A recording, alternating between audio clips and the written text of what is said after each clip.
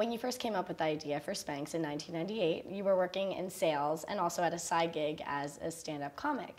Talk to me a little bit about that time in your life and then the 4 years that followed before you brought on Lori Goldman as your CEO. Yes, during that time in my life, I call that the decade of rejection. I mean, from cold calling all day long every day to sell people fax machines who would throw me out of their office, and then I was trying stand-up comedy at night. It makes me think, was I glutton for punishment? I mean, so, interestingly enough, these two things that I didn't know were laying the groundwork for Spanx. Then in 2000, I launched the company, and for 2 years I was pretty much every department and met Lori Goldman in a hosiery department 2 years in, and realized through speaking to her that she had a lot of knowledge in business that I could help me out. And so in those early conversations when you two were trying to map out the business model for the company, the business plan, what was your vision for the company and where did you see Spanx going in the future? Well, I had invented the footless pantyhose, and my goal was to sell it to every woman in the world. So I had no business plan. It was just, I love to create products and sell them to people.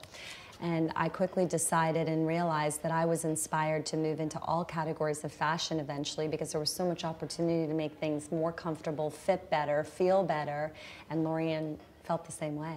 How has your relationship as a founder and CEO duo really evolved and changed?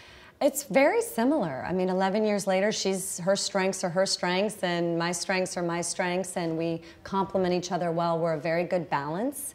And, you know, so she's very much in the operations side of the business, and I'm very much into more of the sales, marketing. I'm the face of the brand. I like to invent. I like to think of innovative things. But, you know, she carries over into those aspects as well. And then, you know, so I'll carry over into some aspects of the day-to-day. And it's just teamwork. It's teamwork, and it's listening to each other and valuing each other's opinions and trust.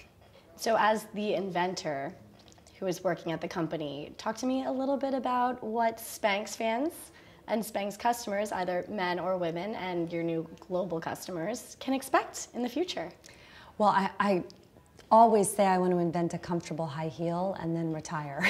I know it can be done. I always say we put a man on the moon. I know we can do this. So that is in the horizon. I am very determined. If someone else doesn't do it sooner or later, then we're going to do it. And we've gone into men's, we've gone into activewear, we just launched denim leggings. There's so much opportunity. The sky's the limit. We see so many ways to make things better for the consumer.